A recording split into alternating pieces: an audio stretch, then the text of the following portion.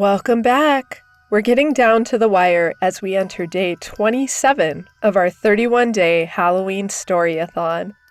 I just wanted to take a moment for our small devoted fans. I just wanted to say thank you so much for your support and comments.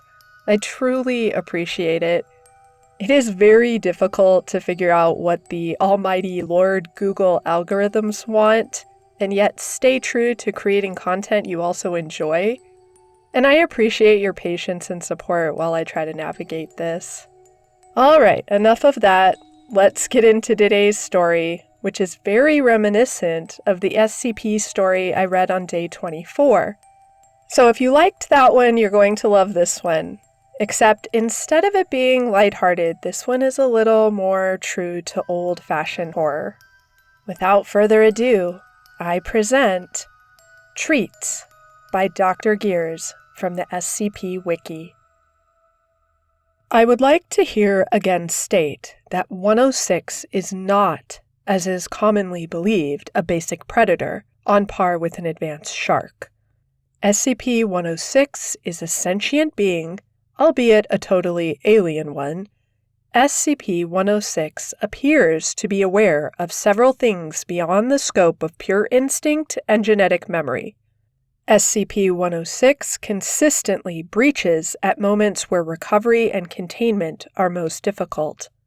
A fox may see his way out of a trap, but only a man will wait for his captors to look away to escape. Dr. Alec, on Sentience in Contained Humanoids. For fuck's sake! Where the hell is it? Agent Wang sighed, rubbing his face through his mask. The night was chill, but all three men were sweating badly. All around them surged horrors, monsters, demons, fantasy beasts, and animate objects, giggling and roaring as they wandered. The three men in gas masks and armored suits looked underdressed, if anything. As they stood, one man suddenly reached out a gloved fist, grabbing a mildly drunk zombie and tugging it close for a few seconds, before releasing him back to the surge of humanity. The undead beast cursing and stumbling away. Fucking Halloween bullshit! We need to seal this whole area! Agent Drac shook his head, gesturing to the traveling pack of costume revelers. The rail car popped too close to the city. It wasn't even supposed to be on this track. I think MC&D might have buggered up something. Can't clamp the whole town without major fallout. And what the hell do they think will happen now? The old bastard is out there and we can't even fucking find him. Wang kicked a discarded wrapper, glaring through tinted lenses at everyone who didn't have to chase hell for a living. Drac patted the fuming man on the back. Easy, big fella. Command figures the old man takes a couple of people, then does his lazy crocodile thing. That's easier to cover than why a major city had to be quarantined on Halloween. Parks, until now, a little more than a statue, crackled in with his broken, rusty voice. How hard is it to find a rotten old man that kills everything it touches? Wang shook his head, still scanning the crowd. He just looks like an old man most of the time. He can look however he wants. Normally, we tell people to just follow the screaming. Fat fucking lot of good that does now. Where the hell is our expert? A brittle creaking chuckle rolled over the radio. Harkins says he's as much an expert on SCP-106 as a plane crash survivor is an expert on aviation. They won't field lab techs until our initial eval. We're on our own for now. The three men stood awash in horrors, looking for one that would put all the rest to shame. The drunk angel wandered on the edge of the fire. Demons, zombies, and pop culture icons swirled around her, moving like a single mass before scattering into small clusters and pairs, only to surge back together again. The bonfire seemed to roar in time with the pounding music, the field chosen for the sudden teen invasion, just far enough to avoid noise complaints, but not far enough to attract unwanted adult oversight. Alcohol flowed, people giggled, and the sharp snap of lowered inhibitions and teen angst was thick in the chill air. The night was still young, yet already several pairs had drifted from the comfort of the fire to seek other comforts in the dark. The angel glared at the silent trees, taking another pull on an almost empty beer. She drained it, then tossed it down to meet a holocaust of its brothers being slowly kicked and stamped into the soft dirt. She should be there, being held in warm arms, kissing a warm mouth.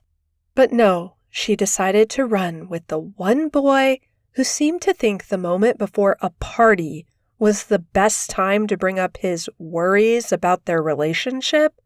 Bastard. The angel now, with lopsided wings, started to wander to those cool, dark trees. Fuck him. If he wanted to toss her aside, fine. But that didn't mean she wouldn't get to have fun still. She giggled a bit, smiling for the first time in a while. Why not have a little fun, play a trick, and get her treat? She laughed, the flush of wicked amusement and booze high in her cheeks. She'd seen one of the boys from her study hall wander back here. Maybe she could find him, get a little better acquainted. She walked into the cooler darkness, the occasional giggle, snip of whisper, or a flash of glow stick, the only indication of life. She stumbled over a root, staggering forward and bracing her hand on a slimy tree trunk. She yanked her hand away almost instantly, the gritty, oozing texture making her palm burn, the loss of support almost sending the angel sprawling.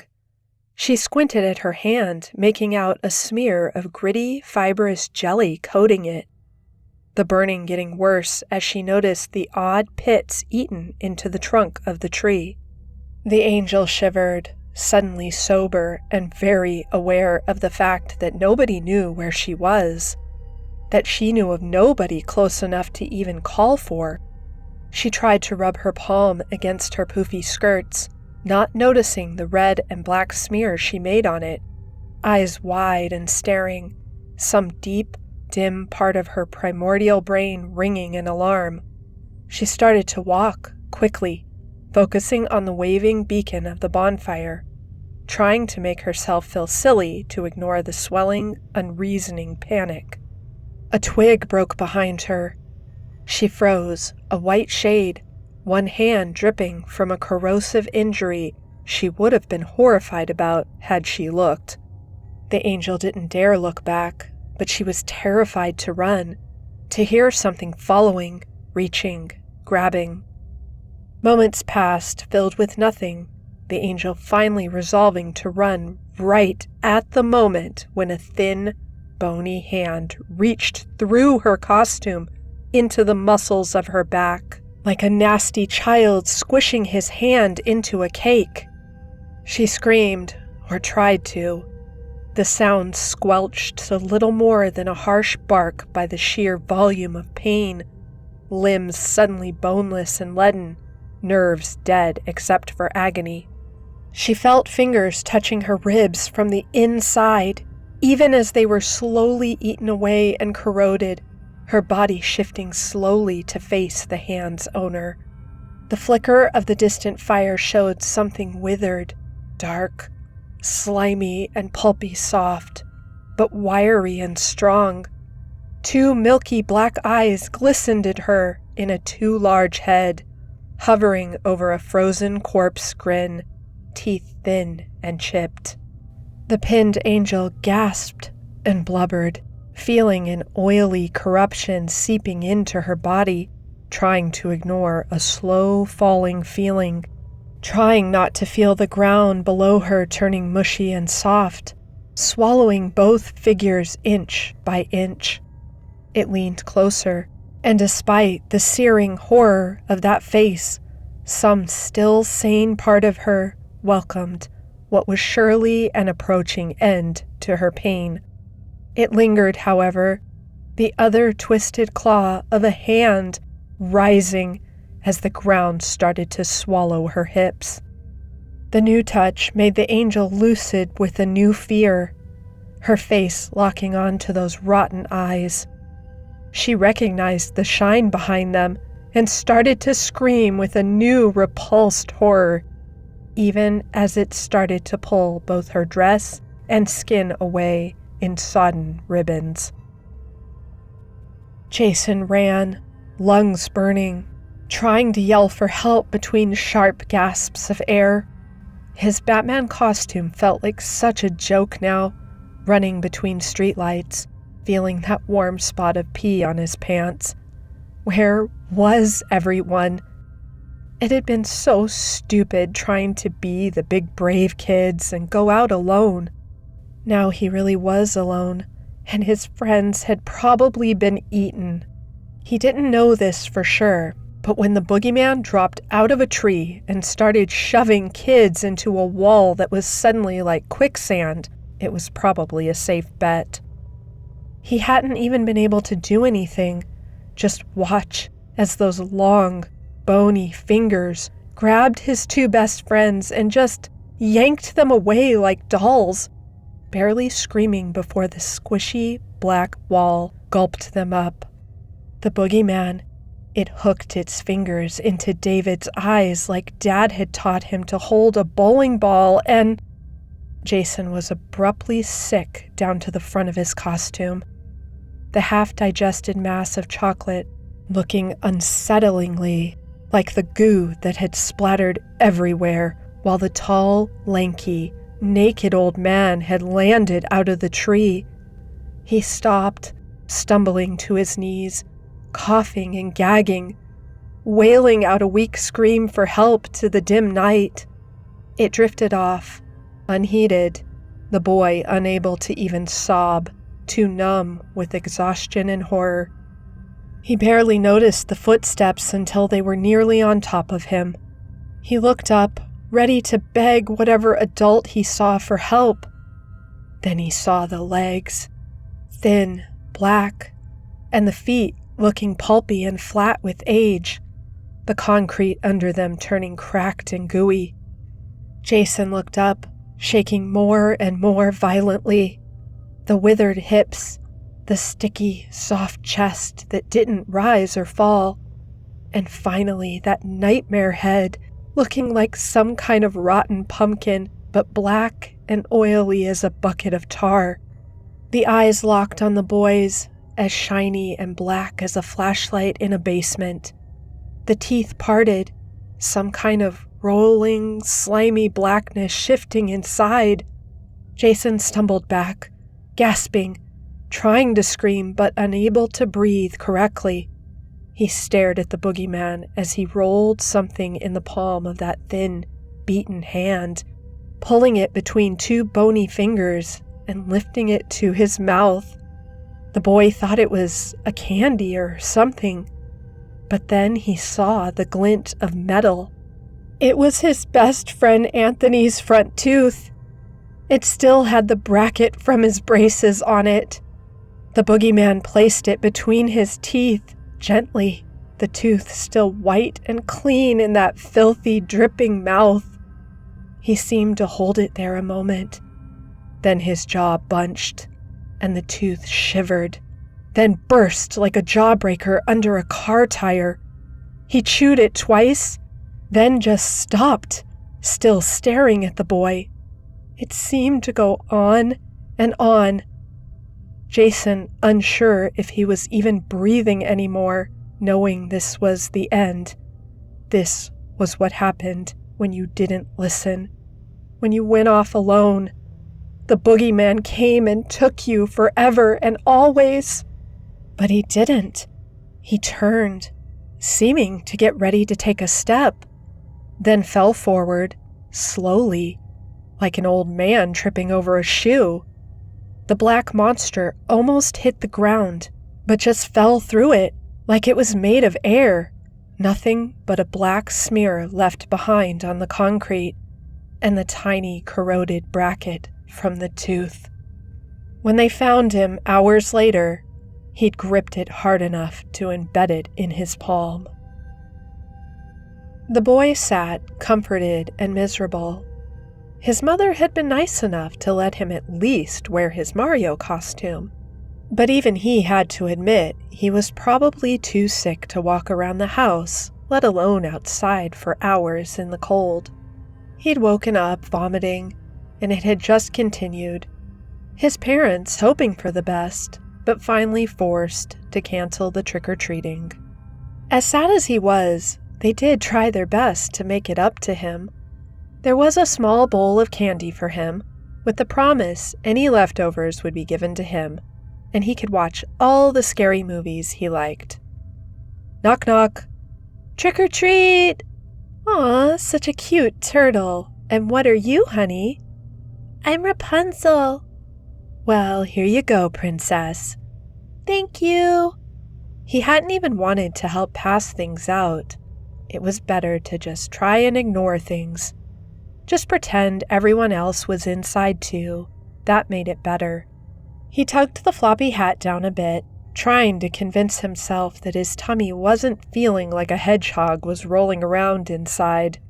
He watched the zombies lurch across the screen, half wishing that the screaming people running for the house were kids from school.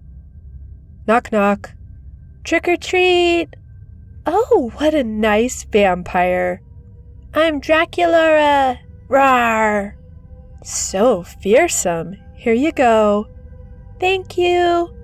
He turned up the movie, the slow groans of the walking dead drowning out the happy shouts of the living. The worst was going to be tomorrow. Being forced to listen to everyone, watch them eating candy and talking about different houses and adventures. He sighed and swallowed thickly, his stomach doing another slow, oily roll. The boy pushed away the candy he'd been nibbling, suddenly sickened by even the smell. Knock. Hello? Oh, are you with... Oh, God! The sudden, rising shriek of his mother made the boy suddenly bolt upright, his stomach clenching even worse, but now totally forgotten. He couldn't see her from the couch, but he could hear noises, thumping and muffled shouts, and some kind of slimy-sounding rustle like sewage over dry leaves. He stood and started to peer around the short wall blocking the entryway, calling with a hesitant voice, scared of not getting a response, but almost equally so of getting one. He was only a few feet away when the hand whipped around the wall, gripping it tight. It was black-gray and thin, as bony and thin-skinned as his grandmother's, with wide, flat nails gripping the paint hard. Where it touched, a black stain was spreading, like grease on a paper bag, the knuckles looking puffy and thick as they flexed. The boy stared, backing up slowly, calling again for his mother. His voice started to plead. The hand flexed, actually sinking into the wall as that stain spread, and the nightmare peeped around the corner. The head was thick, misshapen and lumpy, like a poorly made scarecrow. The skin thin and jelly-like. Two hard, glistening eyes, the color of maggots, stared from above the thin, wide slash of a mouth. Their eyes locked, and the boy felt fear wash from his head down to his feet, his stomach boiling like a forgotten kettle.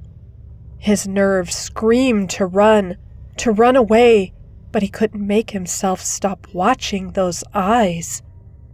Feet moving slowly backwards like a sleepwalker. The hand and the face shifted a bit, and there was a wet, heavy, dragging noise as his mother was pulled into view. She was dead, or close to it, moved forward by the hand in her chest like a sock puppet. Bits of her black and pulpy, smears of that black stain eating into her face, her neck, her arms, Her chest was a black, jelly-coated hole, the thing's other hand buried in it up to her wrist. The bloodless, ruined remains of his mother hanging from it like a rag doll. He screamed, then threw up, little more than a mass of bile and half-digested snacks, then ran, shrieking up the stairs, begging for his mother, his father, anyone, someone. He slammed into the bathroom, shutting and locking the door, shaking and crying. His dad had gone down the street to visit. He'd be home any second, and he'd fix this. Somehow, he'd call the cops or something, get them out of the house. Leave that black thing far behind. Maybe Mom was just hurt. People could get really hurt and still be fine. He'd only seen her a few seconds. That thing was just some psycho in some costume. He'd probably run off as soon as he heard someone coming in, and then it would be okay. It'd be fine. He kept whispering this to himself, feet braced on the sink, back against the door. He was still repeating it when the face pushed through the wood above him. He heard the crackle and looked up to see the hell face looking down inches above his head. The floor under his feet suddenly felt sludgy and soft as he stared, the mouth splitting open, to let a tongue as rotten and bloated as a dead fish roll free, and down, sliding down out of that horrified face like a syrup, burning even as he felt his legs sinking down and down, unable to even move really as that soft, slimy flesh burned like an acid into his face, feeling his nose cook, screaming just long enough to catch a few feet of that endless tongue in his mouth, gagging hard before the nerves died, starting to pass out as he felt the nightmare tasting his eyes. Drac awoke feeling like he'd been sleeping on a pile of rusty car parts. He sat up, twisting and trying to locate the source of the throbbing pain in his leg. That memory started to flood back, hitting like a freight train, running across town, slamming through a crowd, seeing the withered, crumbling arm lying on the ground, screams, people running, that horrible black face sliding from the ground, eyes locked on his, Parks firing, more screams, a withered hand reaching, gripping, pulling. Oh God, no! He looked around in welling horror, pleading with his own brain to lie to him. The room was dark, dirty, and low-ceilinged. Tufts of dirt and debris in the corners, the grayish paint peeling in the ragged streamers, the stained ceiling and floor warped and lumpy. A doorway opened into darkness, a vague, insistent noise sounding from far off. The light was dim, but didn't seem to come from anywhere, seeming just a weak, oppressant glow with a slightly green cast, like deep ocean water. Drac knew this room, even though he'd never been here. At least one's very much like it. The old man liked to dump his new catches here before he found them. Drac rose quickly, hunching down to avoid a sagging bulge of ceiling. He barely wanted his shoes touching this place, let alone anything else. He winced, feeling a dull, empty ache in his leg, high in his calf, probably where it grabbed him, and damned if he was going to check it. He limped a few steps, making sure it could bear weight, eyes sweeping over every surface. He breathed slow, deeply, remembering the file, the brief. Time was subjective. He could have been out for seconds or weeks. It liked to play cat and mouse, tracking through its home or playroom or whatever the fuck it was. Space was endless, but sometimes people got out or were released. Keep moving. Don't hide, because it was a god here and it would know. He felt panic slithering around the edges of his brain and pushed it down, hard, face set and grim as he stepped out into the darkness beyond the doorway. The hall was long and broken, like a hospital hallway after an earthquake. No big holes, just twisted and tilted oddly. He creeped down as close to a wall as he could get without touching it, feeling gritty plaster crunch under his feet. The noise was louder, the sound of high-pitched, monotonous crying. It set the teeth on edge, but they'd said it would be like this. The key was to keep moving, keep looking.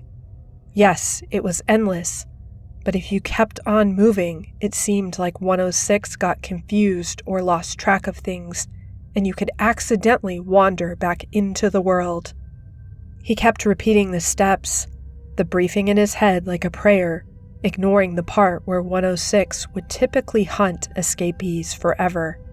He took a right at the end of the hall, passing down another, then a left, starting to move faster, ignoring the odd, corroded twists of pipe and wire in some of the rooms he'd passed, or the suggestive, soggy mounds of something.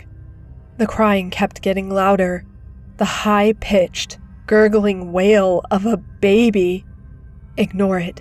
Keep moving. It called the shots. It could make the whole place sound like a dentist's drill if it wanted. Drac pounded down a hall, nearly at a dead run, trying not to see the growing dampness of the walls, the changing texture of things, broken plaster over old greenish bricks, floor going from broken vinyl to concrete to dirt. He turned a corner too fast, a gooey patch of black causing his foot to skitter, nearly dropping him to his knees as he clutched the bare, wet brick wall. He looked out in the dim, mossy room, the sound of helpless, angry crying, very, very loud now.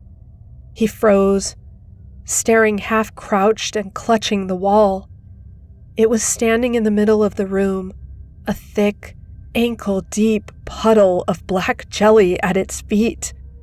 The old man was turning slowly, rocking in slow side-to-side motions. The crying was coming from the thing in his arms. It was a torso, wrapped in masses of what looked like barbed wire. The wire threaded in and out of the flesh, some places looking like the bleeding skin had flowed like warm taffy over it. The ragged remains of the limbs twisted and stretched, every movement making the wires dig and tear more. It was hairless. The skin of its bare head and neck looked peeled and rotten, the face a mask of pain. The throat had been opened, carefully twisted and held with wires. The baby crying was in fact this grown, mute torso, mutilated to make that pitiful, helpless wail. The old man was watching him, face turned, eyes locked to the man as he slowly tried to stand upright, ignoring the hissing of his boots, trying not to think of what would have had to be done to a throat to make it sound like a baby in agony, or where that pitiful torso's limbs had gone. It watched him, cracked teeth, slightly parted, and slowly stopped its rocking. It dropped the wire-bound bundle, arms going limp at its sides as the mass of flesh and pain bounced off the ground, then rested face down in the mossy grime, sending up a new wave of protest between bubbly, sucking breaths. It turned to face him, arms dangling, body wrapped in what looked like some kind of shredded cloth of oozing black fabric. Drac ran, bolted like a scared deer, throwing training and conditioning to the wind in the mad, blind animal panic of escape. He screamed, panted, talked, laughed, anything to drown out the sound of the slow, stuttering steps lurking behind him.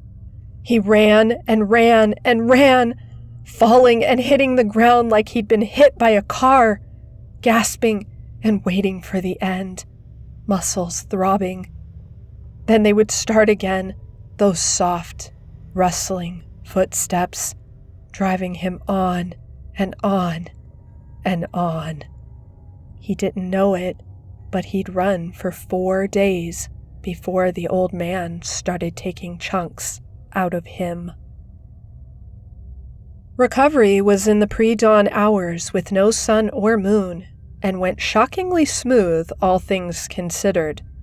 SCP-106 was found in the middle of a field, making pumpkins sag and burst by squeezing or stepping on them.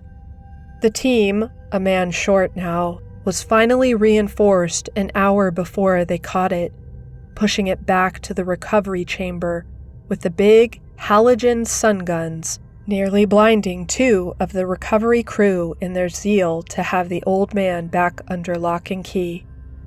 It sat in the cell without a moment's attempt to try and escape. It sat and did nothing, head tilted, arms and legs limp. One MTF member stated that it looked sated and was told to shut up in an official capacity. Disappearances were glossed over, murders quieted and made unnewsworthy, urban legends seeded and caressed. Overall, it went well once the hell was over. Weeks later, an observation tech made a note in the day's log. SCP-106 was observed to suddenly produce a large handful of small white objects, later identified as teeth and finger bones, and set the pile on the floor. It then sorted these objects into what seemed random piles, later identified as separated by age of victim. It then stared at these items for several hours, then recollected them. The significance of this was considered unworthy of contemplation. Well, that was an interesting one indeed, was it not, Rosebuds? A bit gruesome if you enjoy that type of horror, and I did warn you this was classic horror, so hopefully it wasn't too disturbing. If you'd like to check out more by Dr. Gears, make sure to look at our link down below. Well, only 3 days left until Halloween. Do you have any special plans this year? Would love to hear about it in the comments down below. All right, Rosebuds, that's a wrap. Thanks for listening. Until next time tomorrow night, take care and stay creepy.